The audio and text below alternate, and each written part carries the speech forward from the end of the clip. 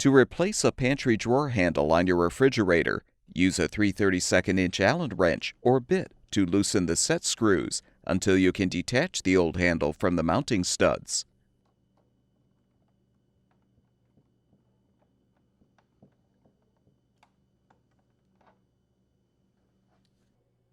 Before you install the new drawer handle, make sure the set screws are partially threaded into the handle.